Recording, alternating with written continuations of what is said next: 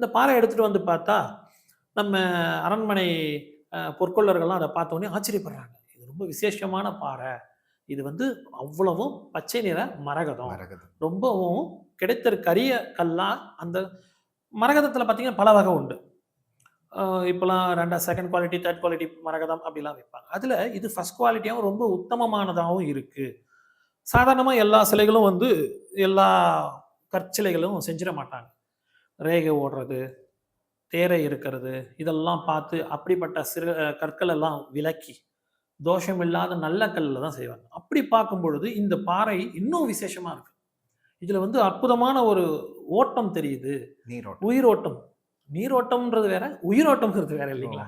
உயிரோட்டம் ரொம்ப நல்லா தெரியுது அப்படின்னு சொல்லி, அந்த உயிரோட்டத்துக்கு ஏத்த மாரி இது ஏதோ விசேஷமானது ஐயா அப்படின்னு மன்னருக்கு பொற்கொல்லர்கள்லாம் அறிவிக்கிறாங்க. ஓ! அப்படியா சரி. அப்படின்னு அந்த வந்த மீனவனுக்கு என்ன வேணுமோ எல்லாம் குடுக்குறேன்னு சொல்லி அவருக்கு குடுத்து அனுப்பிச்சுட்டு, இத என்ன பண்ணலாம்? இத ஒரு வழிபாடு இதுவா கொண்டு வரணும். அப்ப என்ன பண்ணலாம்? சரி, ஒரு விசேஷமான ஒரு சுவாமிய நம்ம வடிப்போம். அவரு சிவபெருமான் தான். அதுல ஒண்ணும் இதுவே இல்ல. பாண்டிய மன்னர்களா இருக்கட்டும், சோழ மன்னர்களாகட்டும், அவங்க சிவபெருமான கும்பிட்டாங்கன்றது நம்ம வரலாறுலலாம் பார்க்குறோம். அப்போ ஒரு சிவனுக்கு ஒரு சிலைய வைப்போம். சரி, அத ஏன் ஒரு சிவலிங்கமா வைக்கக்கூடாது? அது ஒரு செதுக்கி சிவலிங்கமாவே வச்சுட்டு போலாமே! அப்படின்னு யோசிக்கும் பொழுது, இல்ல வேற ஏதாவது ஒரு உருவத்த குடுப்போம். சுவாமியோட ஒரு உருவத்த குடுப்போம். ஏன்னா ஓட்டம் இருக்கு. இதுதான் அதுல ஒரு முக்கியமான விஷயம்.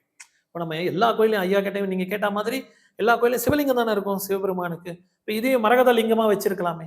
ஏன் நடராஜரா செஞ்சாங்க?